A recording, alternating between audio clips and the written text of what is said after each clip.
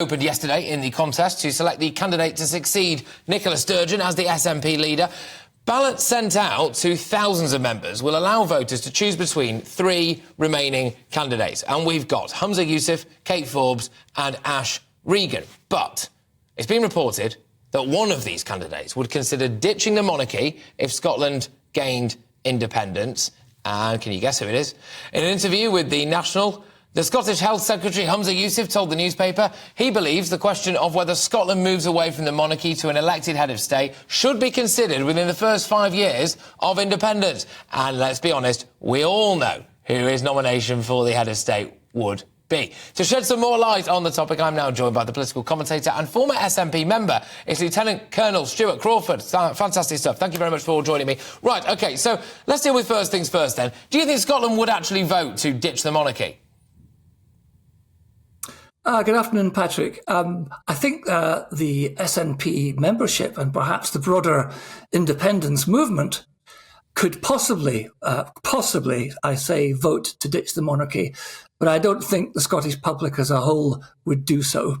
And I say that because having witnessed the scenes in Edinburgh when Her Majesty the Queen was lying in state at St Giles Cathedral, it was quite clear that the bulk of the Scottish population has a great affection for the British royal family, and I suspect that will continue well into King Charles's reign.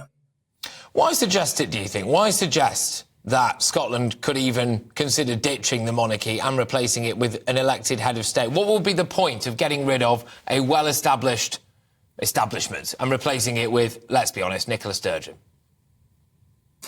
Well, whether it was whether the monarchy would be replaced by Nicola Sturgeon is another thing altogether.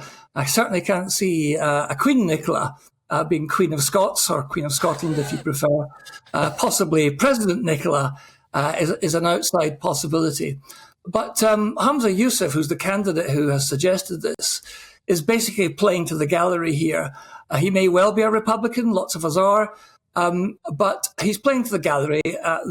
There's a very strong thread of republicanism within the SNP and the wider independence movement.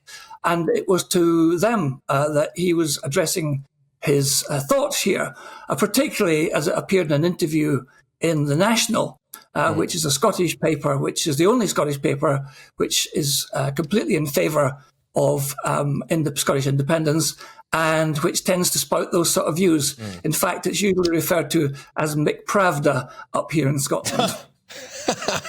Yes, absolutely fantastic stuff. But look, seriously, Humza Yousaf actually getting in, there are serious question marks about that, and just in terms of competence, OK?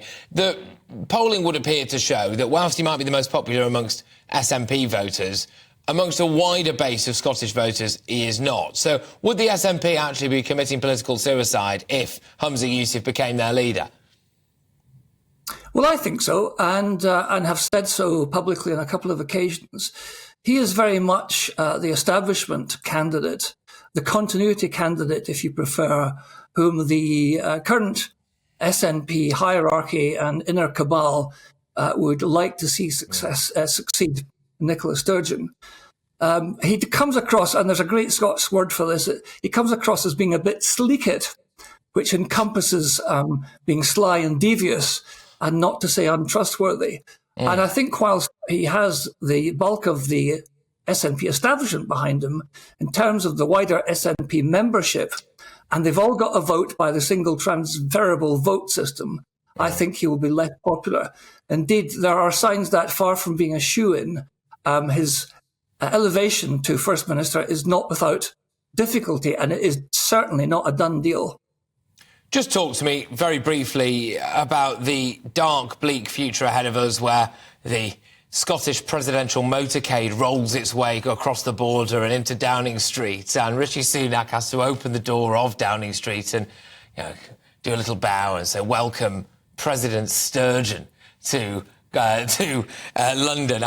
You would have thought that would be something beyond parody, but actually, apparently, it could well be a thing. Do you think she would go for it? Do you think she would go for it? Oh, I can't speak for Nicola Sturgeon on that one. I think, it's almost beyond parody, as you say. It's It's possible. One only assumes that when she reached the border, either at Berwick or just north of Carlisle, she'd have to produce her passport to get past the border guards. And maybe change her currency as well, although they're not particularly clear on that at the moment as to whether or not they want to do that. We still have problems with Scottish pound notes in London, I can tell you, but let's not go there at the moment. That's true. It's legal tender, as they say. It's legal tender. Anyway, look, thank you very much. Great to chat. Take care. Lieutenant Colonel Stuart Crawford. Thanks very much, Patrick. Goodbye. All right, take care.